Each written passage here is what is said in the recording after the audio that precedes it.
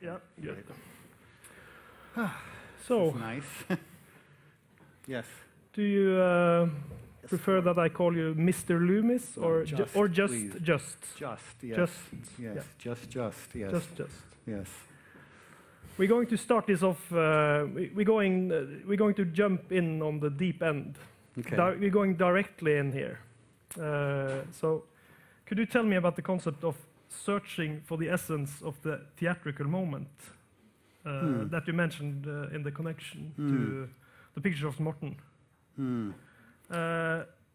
Also, maybe bring this into a broader sense, not just about Morten, but maybe a little bit about this latest book of yours. No, actually, that's wonderful. What I do want to say is how much I appreciate being here today.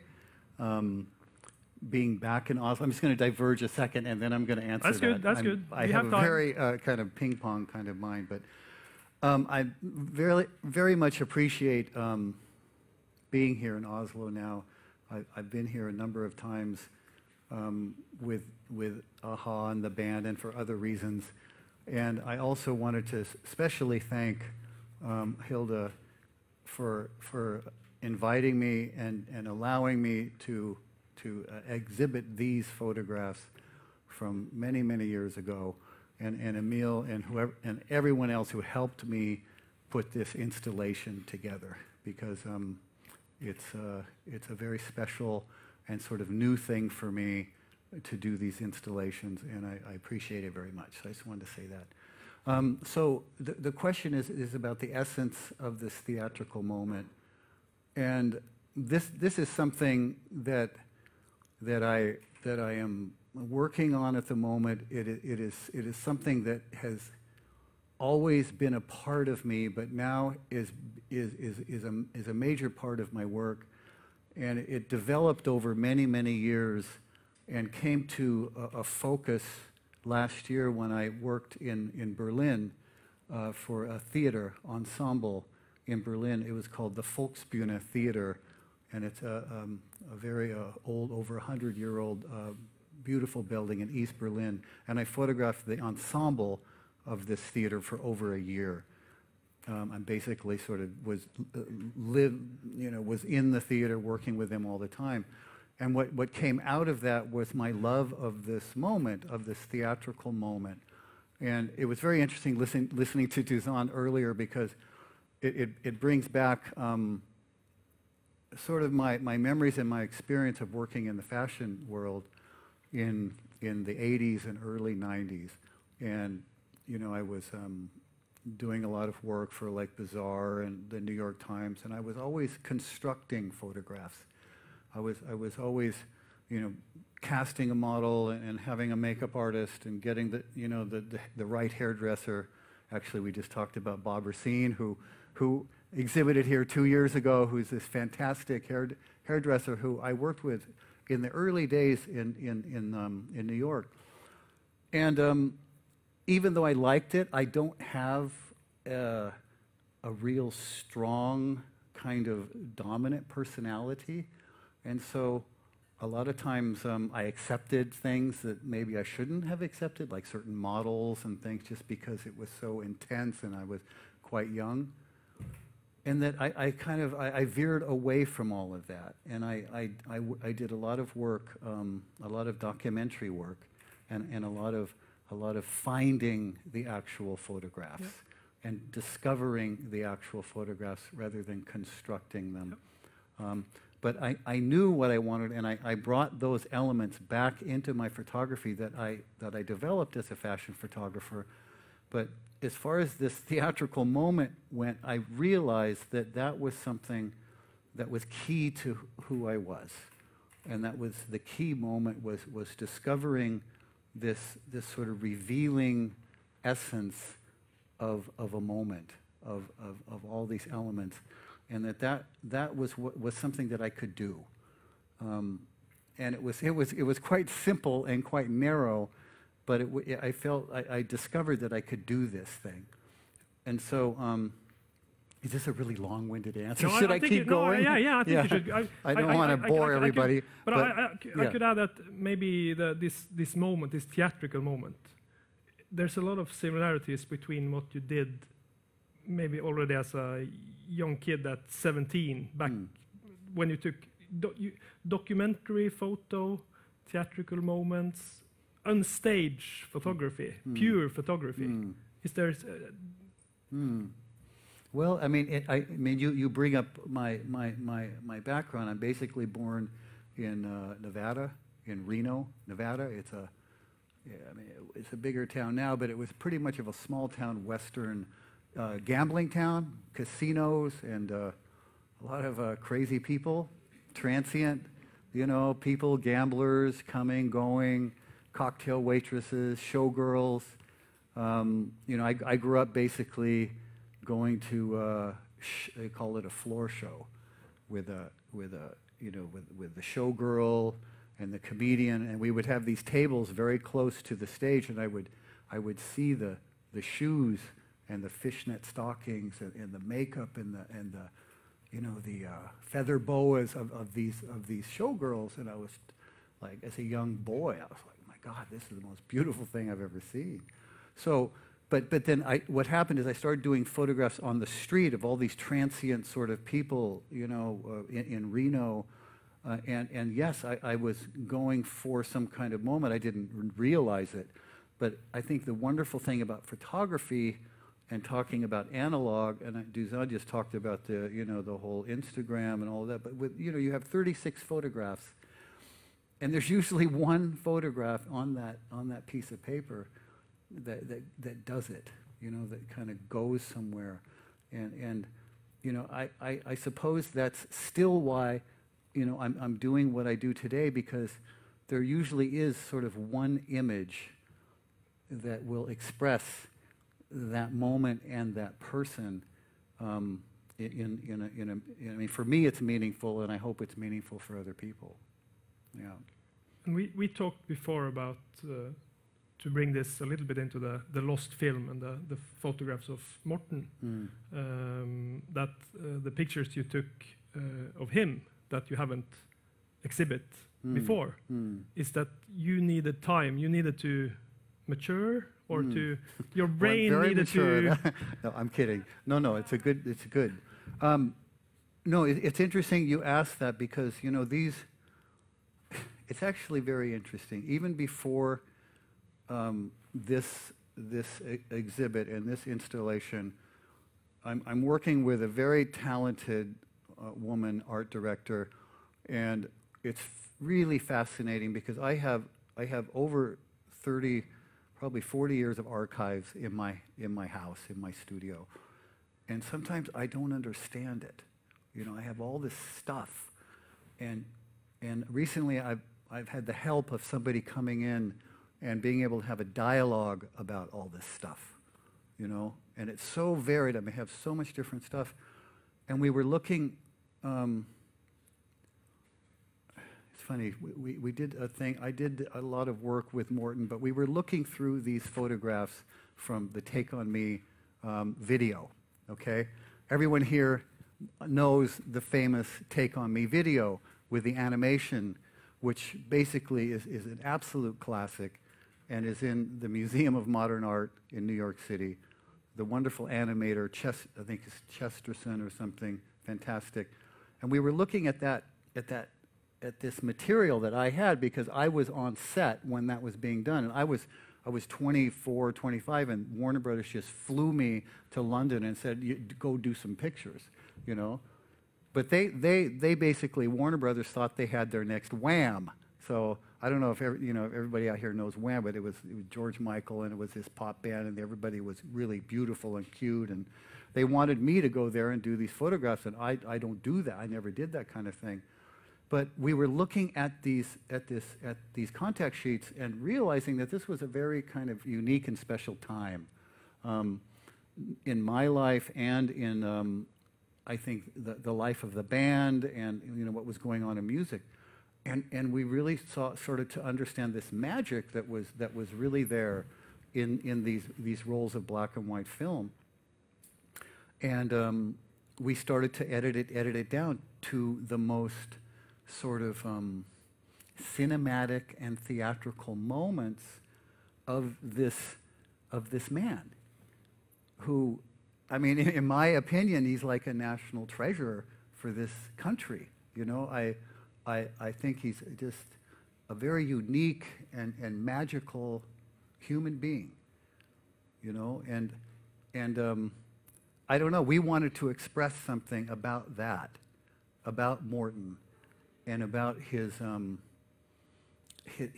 timeless and kind of unique quality that he had, and we just felt that it's kind of everything happens so quickly these days, and there's so much happening that it's really nice just to focus on one individual and one sort of essence, and sort of celebrate that, like almost you know, put it up for everyone just to sort of experience and see, you know, and just sit there.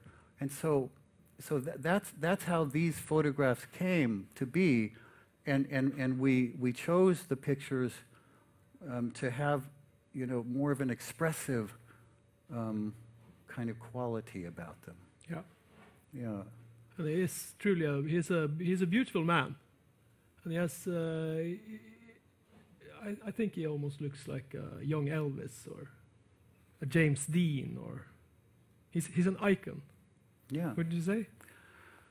Well, you know, I think it comes. I mean, yes, of course, he has that, and I think what we realize, and it's this strange kind of thing that we want to have these heroes. I mean, we want to have these icons in our mind. They do something for us, and I don't really know what it is, but I do think that, I mean, and I've spent quite a lot of time with Morten. I met him first in 1985. These pictures were done in 1985 in London, at like Covent Garden and you know, just at the actual studio. But I've spent a lot of time with Morten over the years. I've done his solo covers. I've been in Brazil with him, all over the place, and he's just very unique. I mean, I don't know if anybody knows Morten or follows his like interviews or anything, or the things that he says, but sometimes he's just like completely like, you know, he's completely talking on another plane, you know, and I think it's interesting. I think it's very interesting because I think he's unique. Yeah. I really do. You know, and I think he's a wonderful kind of person, and I thought, you know, I'm gonna really kind of do this, you know. Yeah. Does his sometimes strange behavior makes him an even more interesting person to take a picture of? Sometimes strange. Sometimes strange. I'll tell you a very interesting little story. We were down in Jamaica. He asked me to come down to Jamaica and photograph this UNICEF project he was doing. And we worked all day and everything, and we were sitting in this hotel by a pool. And at night, we're sitting there at night, and all of a sudden this big moth comes like flying by, right? This big moth. Everybody's like, ah! He completely energizes himself. Like it was as if this energy of the moth had transmitted itself to him, and he completely perked up and like a cat stealthily went across the pool over to this moth and reached up, and the moth landed on his hand. And it was the most fascinating thing. I'd never seen anything like that. And he came back and he showed it to us all. You know? I mean, it's stuff like that. Even the moth loved him. Yes. Yeah. Even the moth was an AHA fan. Right, exactly. Yeah. But another thing about this, the exhibition that you're here for, the pictures is one thing, but you also tell me a little bit about the music or the voice or that element of this exhibition, because there's he's not just a good-looking, athletic and strange man, but he also has a voice, the voice of angels. He does, you know. He really does, and you know, I remember doing the stuff, you know, for the first thing, Hunting High and Low and all of that, and the guy Jeff Aroff, who was the head guy at Warner Brothers, He was the head of Warner Brothers US, right? Yeah, yeah. Because I read in the biography that he came to the UK office, saw pictures of AHA, and then just those guys, and they signed to the US. So that's maybe why you were because you worked for Warner Bros. In Burbank, in California, where I live still today. I live in California, and yes, apparently he did see a picture of them and say, "I want them." But the interesting story was that you know, when they did the video, and you see this guy, you can't believe that somebody like that can sing the way that he can sing. Like, it was just like, that's just impossible. You can look like that and sing in the same way. So, yes, of course. You know, putting this installation, which I see it more as an installation right now, we had to have some audio for it. And of course, I wanted to take some elements from Hunting High and Low, but I felt that since I was not showing Paul or Magna, that I didn't want to use their music and then show only Morten, so I searched for his solo work. And I found this very strange and sort of offbeat album called the Poetic, the Evangelical, how do you say it? Poetens Evangelium. Yeah. Released on Kirkelig Kulturverksted in 1993, which was also a strange thing for a pop star to be. At least in 93, that was a strange thing for a pop star to, a mega star to release an album at the label Kirkelig Kulturverksted. Yeah. So again, the idiosyncrasy of it was actually kind of a beautiful discovery to find that there was a recording of Morten where, you know, it was a voice and it was a lot of acoustical instrumental elements to the thing. So we took the liberty to take a few of those tracks, and we eliminated the instrumental area of the music and extracted his voice. And that's what you hear. That's what you'll hear in the exhibition. But we took that out because, in the same way of discovering these few little frames of acetate, you know, that had this thing, it was also trying to find that essence. You know, again, extracting this sort of essence and finding that could just allow us to present Morten with his voice and with his removing layers, or yes, as you already did with the pictures. Yes. So that's the whole thing.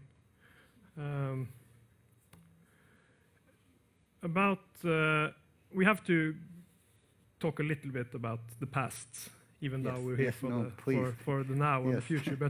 But when you finished art college, you met a photographer that's a well-known name. Yes, Helmut Newton. Yes. You met Helmut Newton. Yes. You worked with Helmut Newton. Yes, I worked for him, and I was friends with him for over 20 years. Yeah. Yes.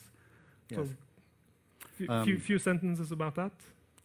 Yes, absolutely. I mean, I could talk for a long time about that. It was a very enriching, wonderful. I mean, really was part of my life. I met him when I was at Art Center in Los Angeles in 1980.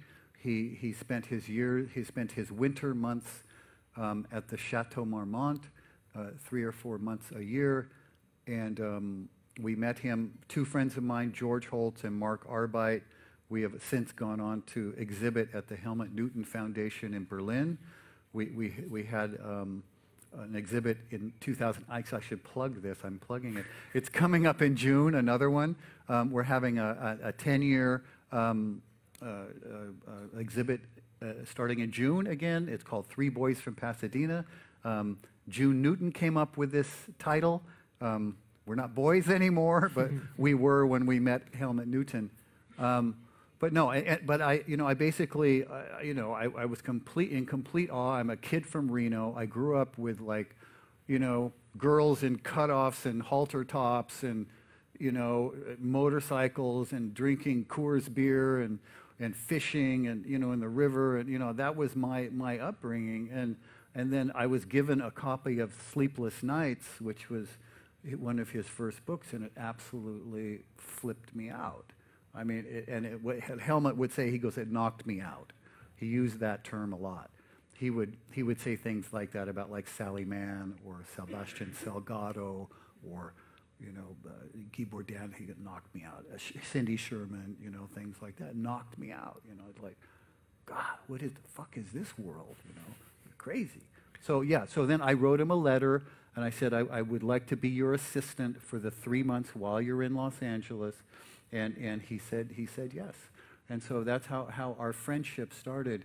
And we had a common kind of guy thing, you know. We could talk about, you know, joke with each other. And I was very good friends with him and his wife, June Newton, who is still living today. She's a little sick at the moment, but and that developed over until he died in 2004. He died of a heart attack in Los Angeles at the Chateau Marmont.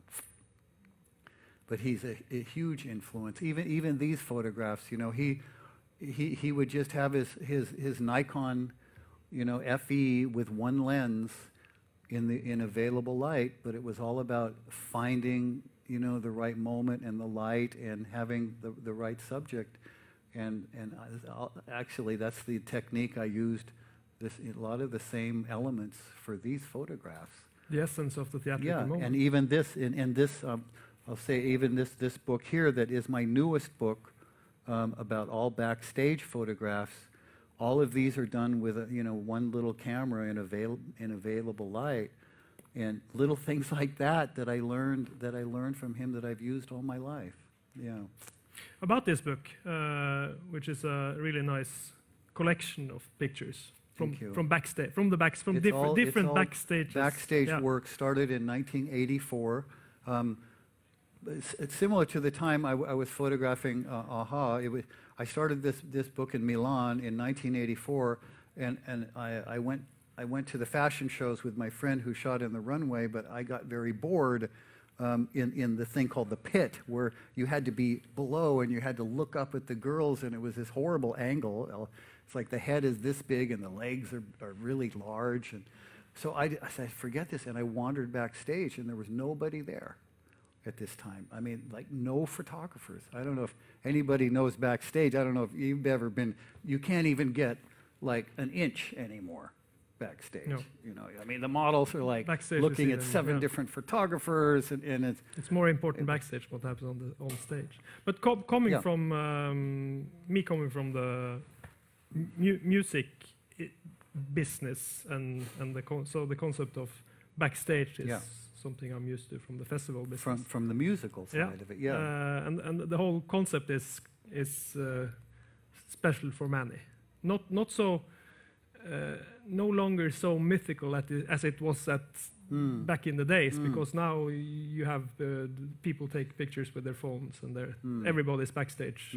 There's more people backstage than there is, so it's But you have this maybe fascination of this hidden part of the machinery, kind of the backstage. What happens? You work with the theater. You took pictures of them backstage. You've been taking pictures of runway backstage at runway shows. Picture of the biggest backstage ever was when Aha did their the largest concert ever. So that was you've been at some backstage. What's the anything about? Well, no, I think what you touch upon is this idea of the hidden portrait, and when I'm doing it, that's really what I'm looking for. I'm looking for, I'm very, very sort of alert and watching people and the way things are, sort of placed, and the geometry and the way the light is, that all of a sudden I'll see something where I feel this person, either, I will say it sounds a little shallow, but they look incredible, or there's something in the expression that means something to me. There'll be like a certain vulnerability. I guess maybe this kind of shows it a little bit.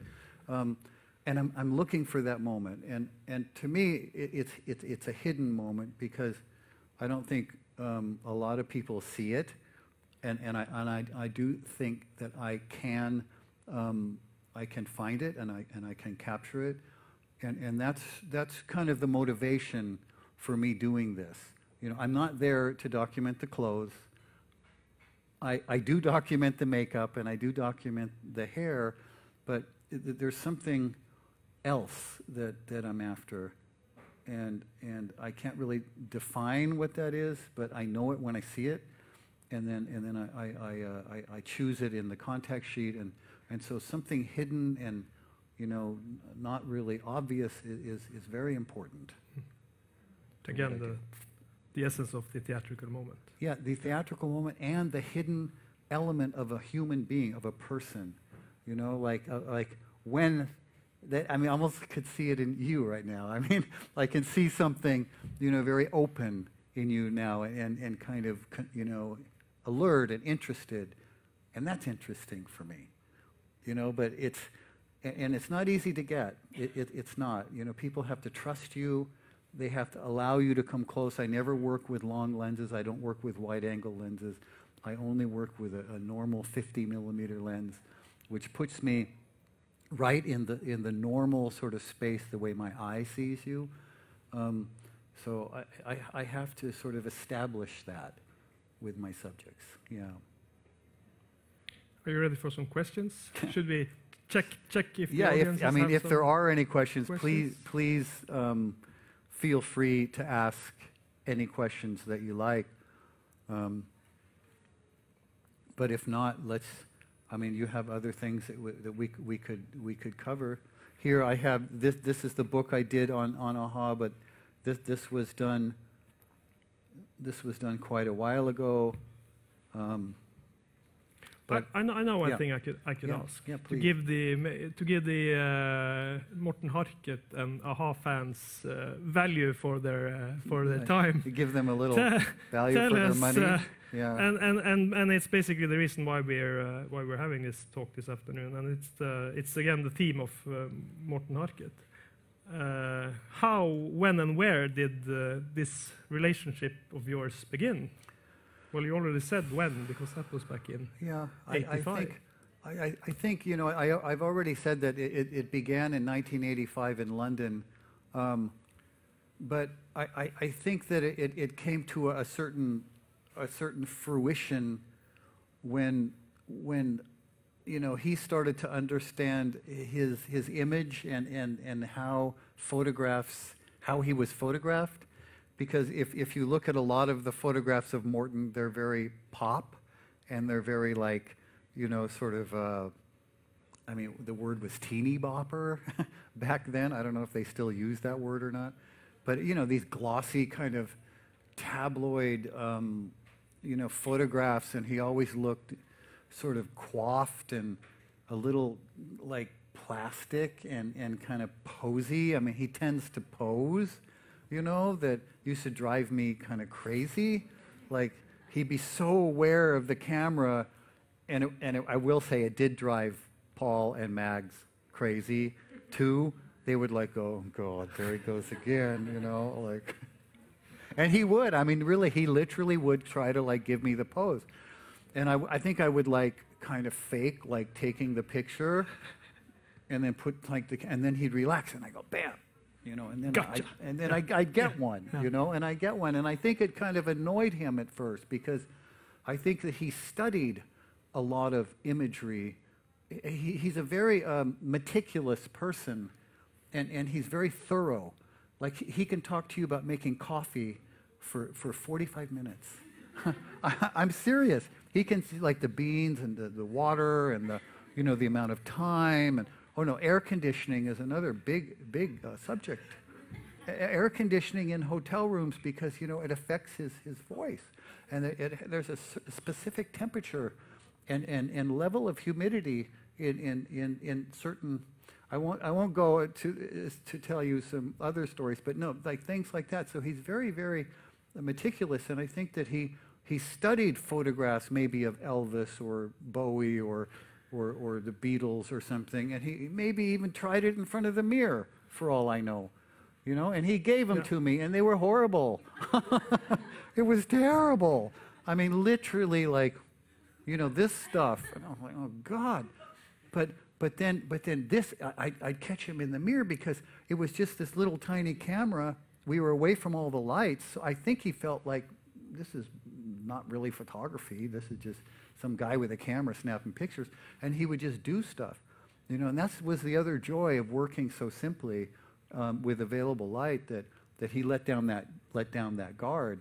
But so the point, to answer your question, I do remember your question, is I think that's when our relationship started to become interesting. How much time did that take before you? It took some time. Years? It took some time, but I think the band, they were very good to me. I did over like 6 or 7 of their covers, okay, and they could have easily used someone else all along the way. And I went on tour with them. I've been on tour with them all through Brazil in '92, and then just recently in 2014, I went 3 weeks with them again. So we're friends, you know. We are very friendly, and I just think that they, you know, I always kind of got something out of them. You know, I found some kind of moment, you know, and I'm here again. I mean, to wrap this up, you know, I still believe that, you know, Morten is like a star. You know, I believe that, you know, and I need that in my photography, and I believe that he is a unique human being, and I wanted to, and he's coming, by the way. If anybody wants to come, he's coming tomorrow at 2 o'clock to view the exhibition. Because I want to show it to him. I want to share it with him. Yeah. Yeah. Yeah.